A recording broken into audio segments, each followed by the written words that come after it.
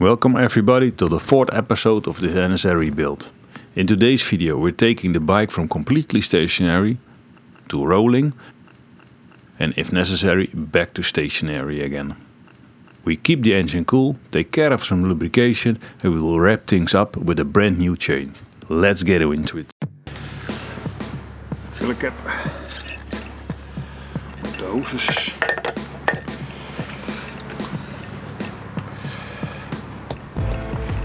Nice and easy.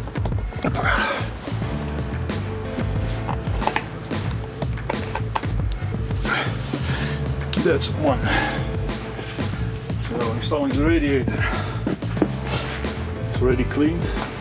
I repainted it as well. Well, the radiator, not the plastic cover, because the paint would stick. So also some grease. Better to install it, although to remove it. Let's see if it will fit. It should, but you'll never know. Oh. First, put on the hose clamp. I think it's quite handy, otherwise it won't get tight.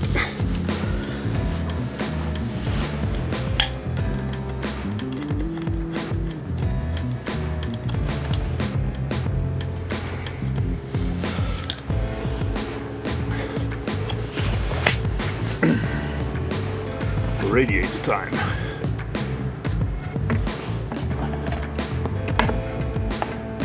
Very well. I need to check out why. Let's secure it first. I don't know yet.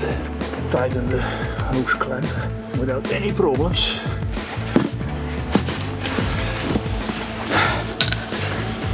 Last piece of hose for the radiator, some grease on it for better installation. Also you can remove it quite easily when it's covered with grease. It's much easier. That's what Matt Armstrong's doing, wrenching on a Bugatti, but it's still quite fun to do.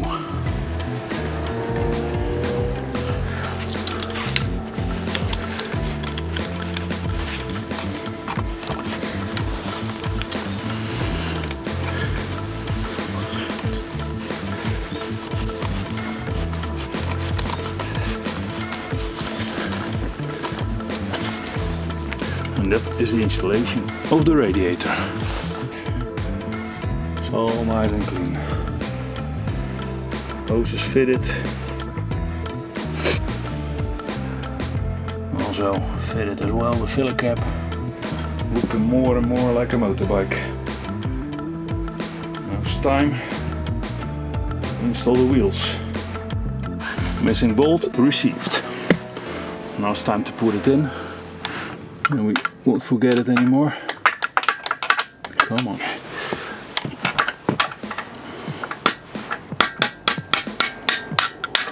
Look. I don't know why, but we need a hammer for it. We need to tighten the nuts and bolts.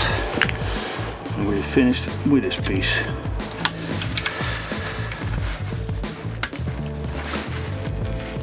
That fits. Alright, job done.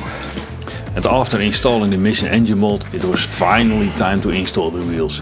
And this was really the moment I was waiting for. Installing the wheels was a pretty satisfying action. Now the rear brake bracket is mounted, I'm not wasting any time. The brake caliper goes on right away.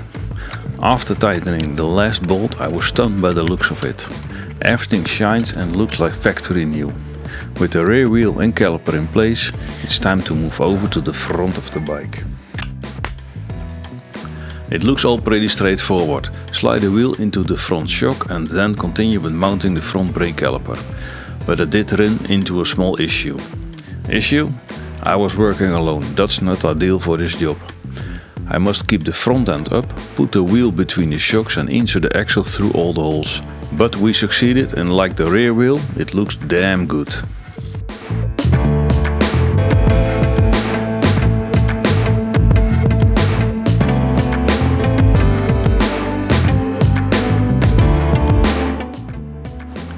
Let's enjoy the moment. Now that the wheels are installed, the bike can finally roll outside.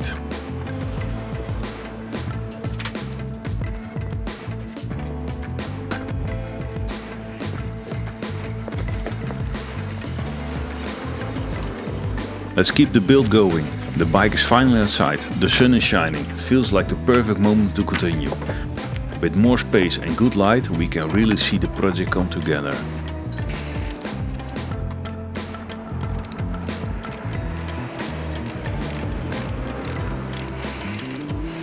As you can see, the front brake caliper is already mounted, and I'm hooking up the brand new steel braided brake hose. The only setback was the piston O-rings in the brake lever. They were completely worn out and had to go. But no worries, I came prepared. I already had an overhaul kit ready to go. So we're diving straight into the overhauling of the lever and getting this front bike fully finished.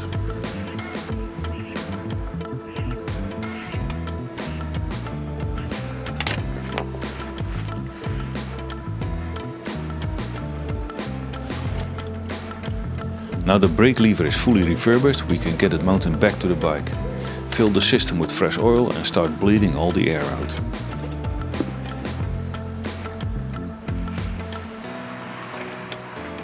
Step by step the to-do list is getting shorter and shorter and my motivation to finish the bike is only growing. Every little task brings the whole project closer to the finish. But even when the bike is technically done, we're not there yet. But that's for a later chapter in this rebuild.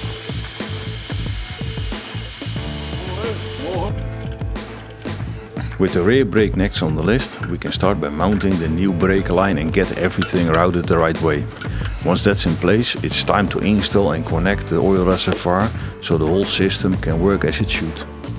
After that, we will fill the rear brake with fresh fluid and begin the bleeding process to push every last air bubble out. Like the front brake, it's a bit of a careful job, but once the pressure builds and the pedal feels solid again, you know that the rear brake is coming to life.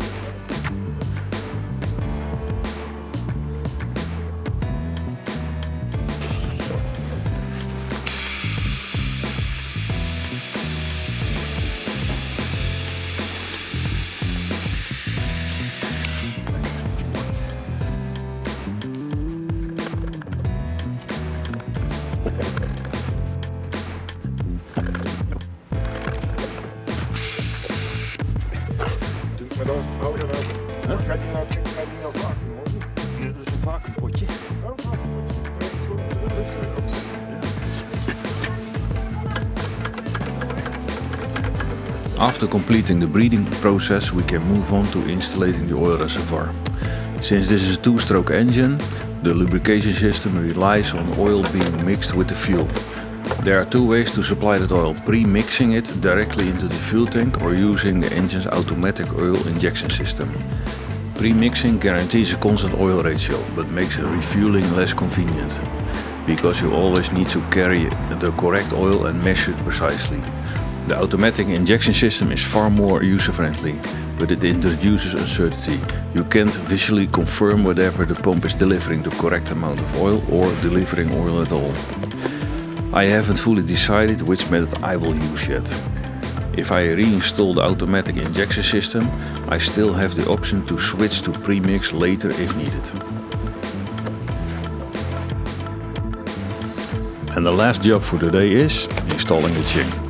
It's a delicate task for me because I want to avoid scratching the swing arm, but it's still one of those satisfying moments in any rebuild.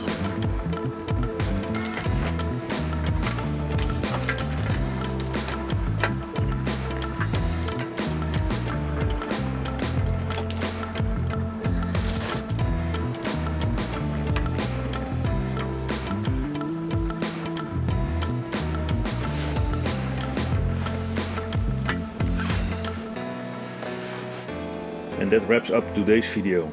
We installed the wheels, installed the brakes,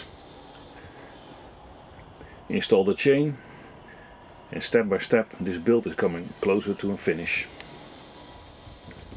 But before I end this video, it's the fourth film that I ever made. I'm genuinely eager to hear your thoughts.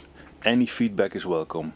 If it's regarding the editing, the filming or the way things explain, any feedback is welcome. Thanks for watching. I will see you in the next episode of this rebuild.